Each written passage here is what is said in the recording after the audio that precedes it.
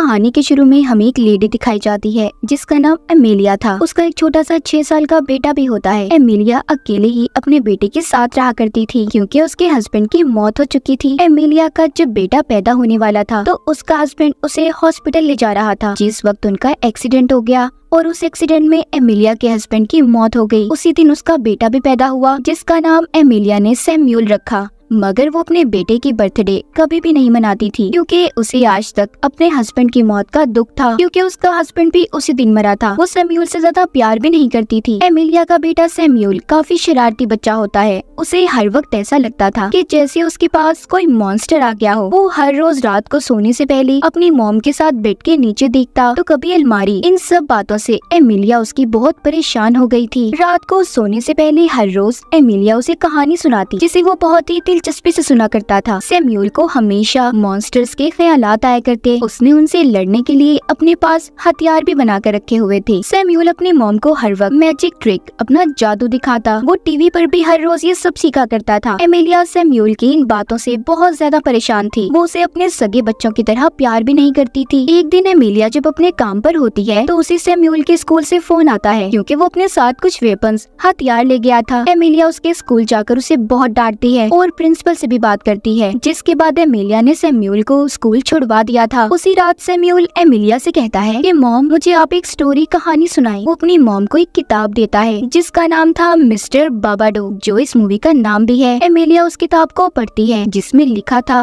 बाबाडोक एक मॉन्स्टर है जो कद में बहुत लंबा और उसके हाथों की उंगलियां काफी अजीब हैं। वो सर पर हेड पहनता है और जो भी इंसान इस मॉन्स्टर के बारे में सोचने लग जाएगा या उसे देख ले तो वो कभी भी सो नहीं पाएगा। फिर वो इंसान बस अपने लिए मौत मांगेगा। ये सब बातें एमिलिया को काफी अजीब लगती हैं। वो अपने बेटे को कोई और कहानी सुनाने लगती है, मगर सैम्यूल को बाबाडोक की बातों पर यकीन हो गया था और वो डर से चिल्ला रहा था। एमिलिया उस किताब को अलमारी में छुपा देती है ताकि दोबारा सैम्यूल उस किताब को ना पढ़े। मगर अगले दिन भी सैम्यूल बाबाडोक की बातें कर रहा था। एमिलिया उसकी इन हरकतों से तंग आ गई थी। वो सैम्यूल को बहुत समझाती है कि बाबाडोक जैसी कोई चीज नहीं है। उसकी वजह से रात को वो सही से सो भी नहीं पाई थी, मगर सैम्यूल उन सब बातों को सच मान रहा था। एक दिन सैम्यूल अपने घर के बेसमेंट के दरवाजे को खोल देता है जिसमें एमिलिया ने अपने हस्बैंड की सभी यादों को बंद करके रखा था। मगर अब एमिलिया खुद को रोक नहीं पाती और उस बेसमेंट में चली जाती है। उसने 6 साल बाद अपने हस्बैंड की तस्वीर को देखा था। इसके बाद घर में अजीब अजीब हादसे होने लगे थे, जैसे कि दरवाजे का खुद ही खुलना या बंद होना, खाने में शीशे का मिलना और तो और सैम्यूल का बेवजह चिल्लाना। एमिलिया को वैसा लगने लगा था कि ये सब सैम्यूल कर रहा है, मगर सैम्यूल कहता है कि ये सब बाबाडोक कर रहा है। ये बात सुनकर तो एमिलिया को बहुत गुस्सा आ गया था। सैम्यूल से कहती है क्या बाबाडोक लगा रखी है, ऐसी कोई चीज नहीं है। गुस्से में उसने बाबाडोक की किताब को फाड़ दिया था और घर से बाहर फेंक देती है। अगले दिन एमिलिया अपनी बहन के घर पर जाती है जहाँ पर उसकी बहन की बेटी का बर्थडे था। एमिलिया की बहन उसे कहती है कि तुम्हें अपने पास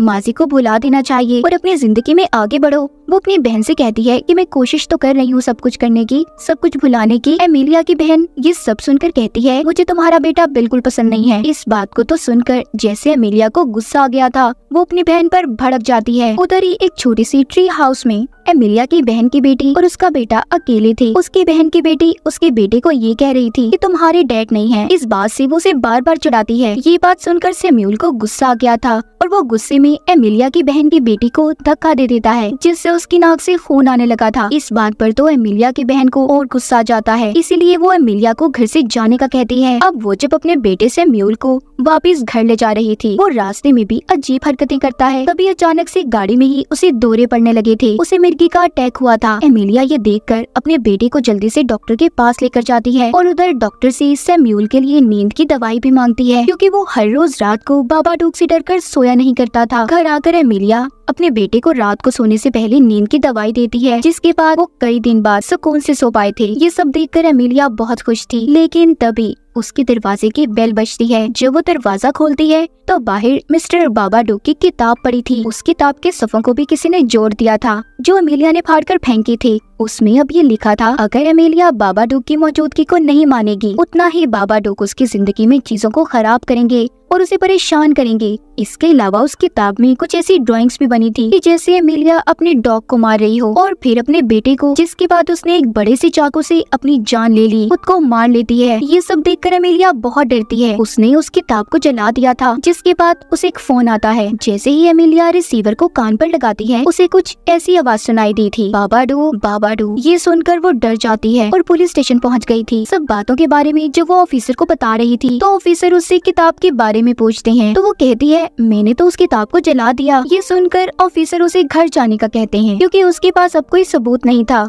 तभी पुलिस स्टेशन में एमेलिया को एक हैट और कोट लटका हुआ दिखाई देता है, जो कि बिल्कुल वैसा था जैसा इसने बाबाडुक की कहानी में देखा था। ये देखकर वो डर जाती है, जिसके बाद वो घर आ गई थी। उसने खुद को बिल्कुल अकेला कर लिया था। वो बात बात पर सैम्यूल पर चिल्लाती रहती थी। अब तो उसे अपने घर में भी बाबाडुक दिखाई देने लगा था। एक दिन एमेलिया देखती है कि फ्रिज के पीछे एक सुराख है और उसमें से बहुत से कॉकरोचेस बाहर आ रही हैं। मगर अगले ही पल वहाँ पर कुछ भी नहीं था। इन हादसों से एमेलिया तंग आ गई थी, इसीलिए वो ये फैसला करती है कि वो सैम्यूल के साथ बाहर आइसक्रीम खाने जाएगी, ताकि उसके दिमाग को थोड़ा सुकून मिल सके। जब वो अपने बेटे के साथ बाहर जाती है, वो दोनों खूब मौज मस्ती करते वापस घर आ रहे थे। तभी रास्ते में गाड़ी के अंदर एमेलिया को बाबाडुक नजर आता है, जिससे वो बुरी तरह डर गई थी और अपनी गाड़ी को किसी दूसरी गाड़ी में मार देती है। घर आने के बाद एमेलिया काफी अजीब हरकतें करती है। उसका बेटा ये सब देखकर घबरा गया था, इसीलिए वो अपने पड़ोसियों के घर कॉल करने लगता है। मगर एमेलिया ने सभी फोन लाइंस को भी काट दिया था। रात को वो जबरदस्ती अपने बेटे को नींद की दवा खिलाने की कोशिश करती है, मगर इस बार सैम्यूल दवाई को नहीं खाता। उसने उस दवा को अपने हाथ में छुपाकर अपनी मॉम को ये जाहिर करता है कि उसने दवा खा ली। इसके बाद तो एमेलिया को अब अजीब अजीब ख्याल आने लगते हैं। उसे ऐसा लग रहा था कि जैसे उसने अपने बेटे को बहुत बड़े चाकू से मार दिया। उसे टीवी में भी बाबाडुक दिखाई दे रहा था और तो और उसे अपना डरावना रूप भी नजर आता है। जिसके बाद वो अपने घर के बेसमेंट में जाती है, जहाँ पर उसे अपना हस्बैंड नजर आता है, जो कह रहा था कि मैं अपनी दुनिया में वापस आ जाऊंगा जब तुम हमारे बेटे को मार दोगी। मगर यहाँ पर हम समझ पाते हैं कि ये सिर्फ एमेलिया का वहम था और बाबाडुक मॉन्स्टर की एक चाल। ये सब जानने के बाद इससे पहले एमेलिया बेसमेंट से बाहर आती, बाबाडुक उस पर हमला कर देता है। उसने एमेलिया को अपने कंट्रोल में कर लिया था। वो पूरी तरह से बाबाडुक के कब्जे में आ चुकी थी। उस किताब के मुताबिक वो सबसे पहले अपने डॉग को मारती है और फिर सैम्यूल को मारने की कोशिश कर रही थी। बार बार वो उसका दरवाजा खोलती है। जब एमेलिया अंदर आती है तो उधर सैम्यूल ने पहले ही अपने हथियार जमा कर लिए थे। वो अपने उन हथियारों से अपनी मॉम पर हमला करता है। सैम्यूल भागकर बेसमेंट में आ गया था, जहाँ पर एमेलिया भी उसके पास आती है, तो वो चुपके से पीछे से आकर अपनी मॉम पर हमला कर देता है, जिससे वो बेहोश हो गई थी। अब जब एमेलिया को होश आता है तो वो रस्सियों से बंधी हुई थी और सैम्यूल उसके पास बैठा था। कहता है कि ये सब मॉम बाबाडुक कर रहा है, आपने पहले भी मेरी बात पर यकीन नहीं किया था। तभी एमेलिया को न जाने क्या हो जाता है। वो गुस्से से सैम्यूल को उठा लेती है, मगर सैम्यूल प्यार से अपनी मॉम को जब बुलाता है और उसे प्यार करने लगा था, तो आहिस्ता आहिस्ता एमेलिया अपने होश में आती है और एकदम से काले रंग की उल्टी करती है। उसके मुंह से काले रंग का लिक्विड निकल रहा था, जिससे अब वो मुकम्मल होश में आ गई थी। वो अपने बेटे को लेकर जब कमरे में जाने लगती है तो सैम्यूल अपनी मॉम से कहता है कि कोई भी इंसान बाबाडुक से अपना पीछा नहीं छुड़ा सकता मॉम। तभी कोई ताकत सैम्यूल को कमरे में खींच लेती है। एमेलिया जल्दी से अपने बेटे के पीछे भागती है। उसने अपने बेटे को बचा लिया था।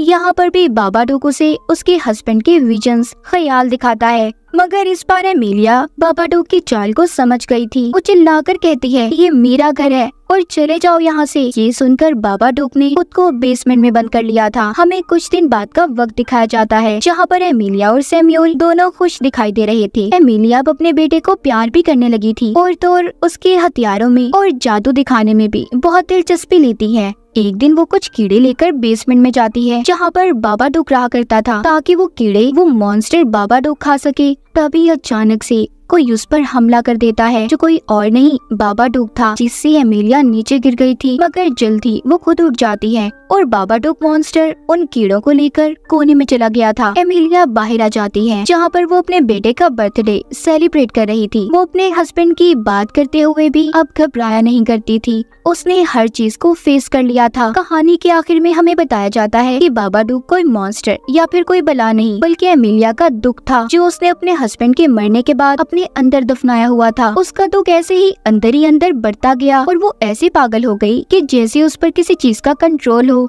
उसने अपने हस्बैंड की चीजों को बेसमेंट में बंद कर रखा था, मगर जब सैमुअल ने बेसमेंट का दरवाजा खोला तो वो सारी यादें एमिलिया के जहन में वापस आ गईं। ठीक बाबाडोक की तरह ही एमिलिया के दुख दर्द कभी भी हमेशा के लिए जाने वाले तो नहीं थे, मगर हाँ, अब उसने इन सब चीजों को कंट्रोल कर लिया था। वो मजबूत बन चुकी थी। और दूसरा, इस कहानी का मतलब ये भी हो सकता है कि बाबाडोक मॉन्स्टर था। वो बस उन लोगों के साथ रहा करता था जो अपने दुख दर्द में घिरे रहते, जैसे एमिलिया थी, और इसीलिए बाबाडोक ने उसका फायदा उठाया। मगर जब एमिलिया स्ट्रॉन्ग बनी, मजबूत बनी, तो उसने अपनी जिंदगी को ठीक कर लिया और बाबाडोक को कैद, जिसके बाद वो अपने बेटे के साथ एक खुशहाल जिंदगी गुजारने लगी। तो आपने इस कहानी को दो तरह से जाना। आपको इनमें से कौन सा मतलब सही लगता है, कमेंट सेक्शन में जरूर बताइएगा। और इसी के साथ इस फिल्म की कहानी भी यहीं पर खत्म हो जाती है।